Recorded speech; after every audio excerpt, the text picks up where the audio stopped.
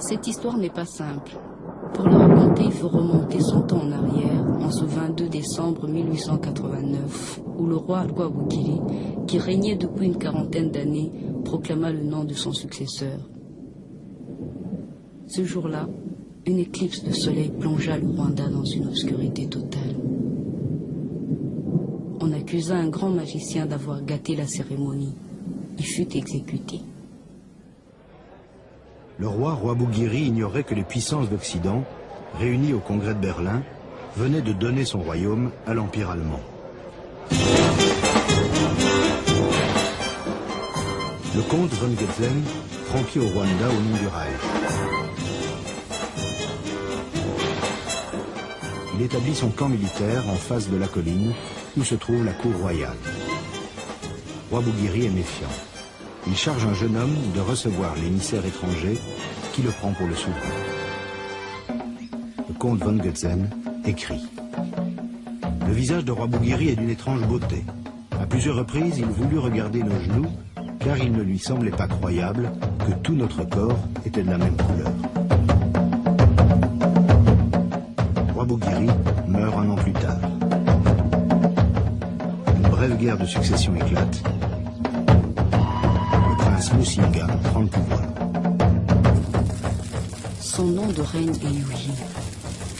Le nouveau feu rituel qu'il allume à la cour devrait brûler durant 4 générations. Un siècle. Les autorités allemandes reconnaissent Musinga comme souverain légitime. Et Musinga étend son autorité sur l'ensemble du Rwanda d'aujourd'hui.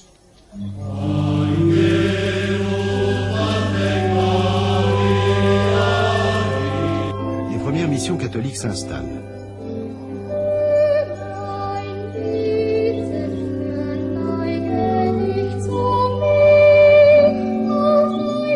Musinga est prudent. Il interdit aux aristocrates Tutsis de fréquenter les missionnaires et d'envoyer les enfants dans leurs écoles.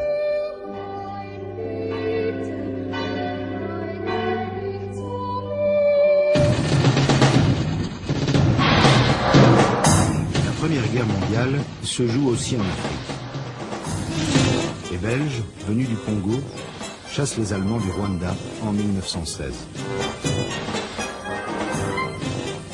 Le commissaire royal Malfait prend possession du pays au nom de la Belgique un an plus tard. Le nouveau pouvoir colonial reconnaît à son tour l'autorité de Musinga, qui se voit qualifié de sultan.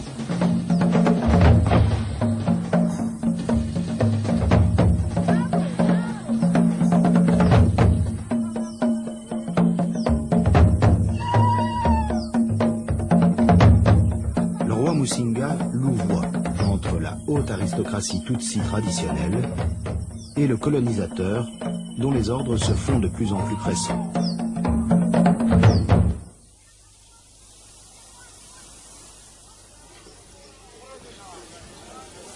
Le Rwanda est né de la rencontre des paysans Hutus et des pasteurs Tutsis il y a plusieurs centaines d'années.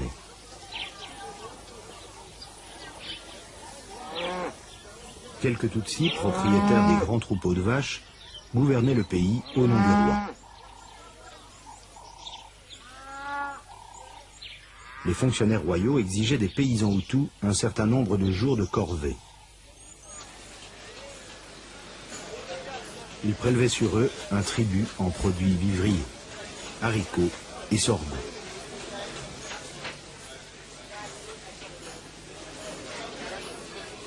Beaucoup de Hutus pauvres ou désireux d'améliorer leurs conditions sociales recherchaient la protection d'un riche Tutsi. Ils lui offraient leurs services et une part de leur maigre récolte dans l'espoir de recevoir un jour une vache. Ils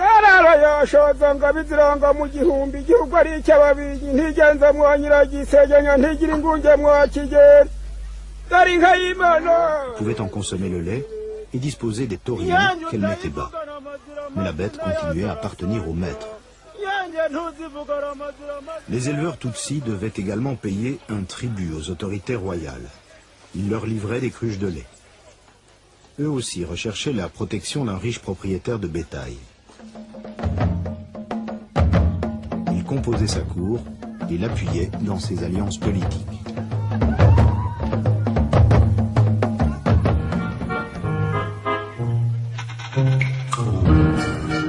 Pour mieux gouverner, le colonisateur belge décide de s'appuyer sur ces aristocrates.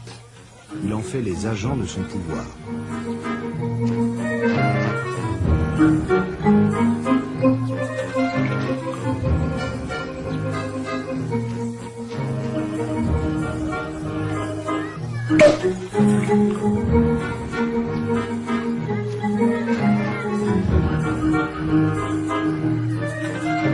Encouragés par le gouvernement colonial, les Pères blancs entreprennent l'évangélisation massive du pays.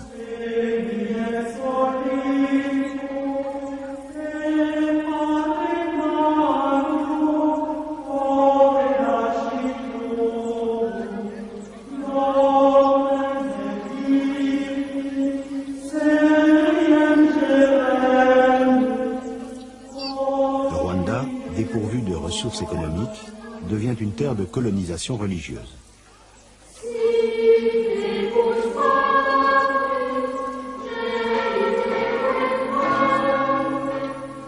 Mais le roi Musinga se méfie de plus en plus de l'influence grandissante des missionnaires. Ceux-ci jettent alors leur dévolu sur l'un de ses fils, le prince Rudahigwa. Ils obtiennent du pouvoir colonial la destitution de Musinga en 1931. Leur pupille sera intronisé sous le nom de Mutara III et soumis à une très longue instruction religieuse.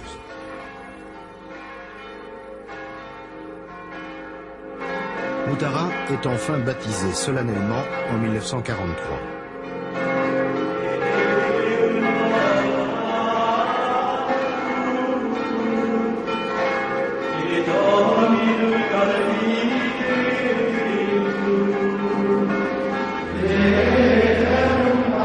Peu après, à la suggestion de l'Église, il consacrera le Rwanda au Christ roi.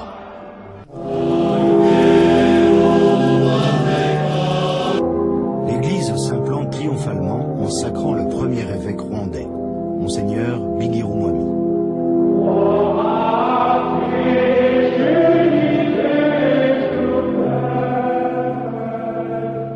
Quelques années plus tard, le rêve universaliste de l'Église semble sur le point de se réaliser.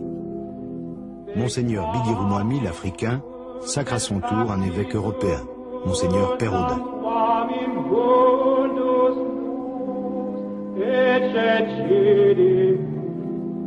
Depuis le début de la colonisation, un grave malentendu s'est installé. Les missionnaires catholiques, qui sont les premiers ethnologues du pays, proclament arbitrairement que les Tutsis, membres de la classe dominante, appartiennent à une race supérieure, intermédiaire entre les Blancs et les Noirs, celle des Hamites. Ils décrètent aussi que les paysans Hutus et la classe inférieure des chasseurs potiers, les Tois, appartiennent à deux races moins évoluées. Cette théorie va devenir l'idéologie coloniale officielle.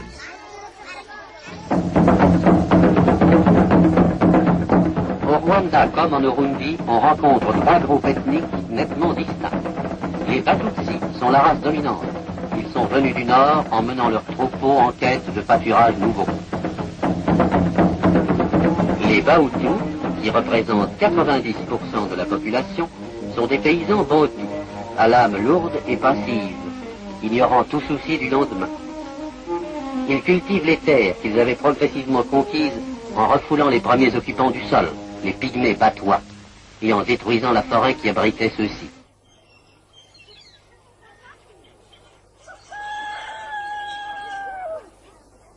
Mais il y avait aussi des Tutsis pauvres qui travaillaient la terre et quelques Hutus, riches propriétaires de bétail, qui devenaient Tutsis.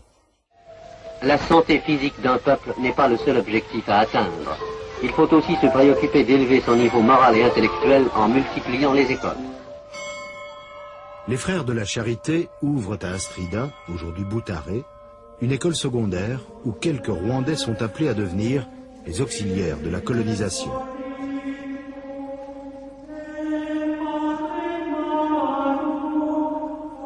C'est ainsi qu'une nouvelle élite Tutsi, instruite, voit le jour.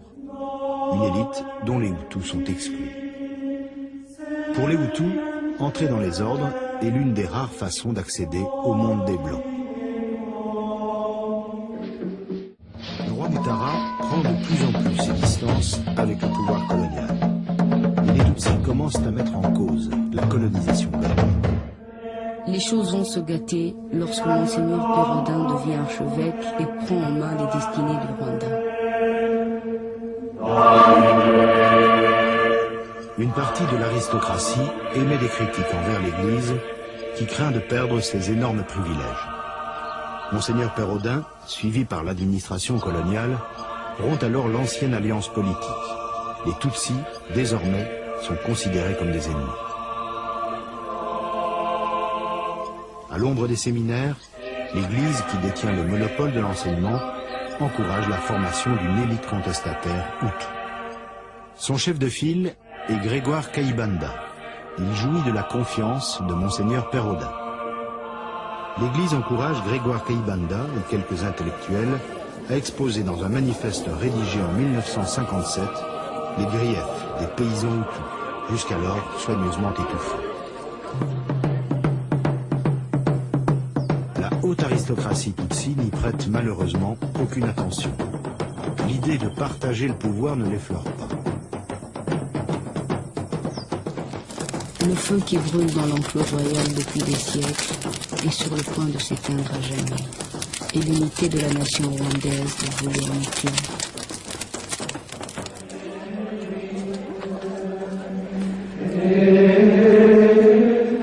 Le roi Mutara meurt brusquement le 25 juillet 1959. Au moment des funérailles, le chef des dignitaires responsables des grands rituels royaux proclame à la sauvette le nom du successeur de Mutara sans avoir consulté le gouverneur Arwa, qui est obligé d'entériner ce qu'il considère comme un coup de force des Tutsis. Kigeri V parcourt son royaume.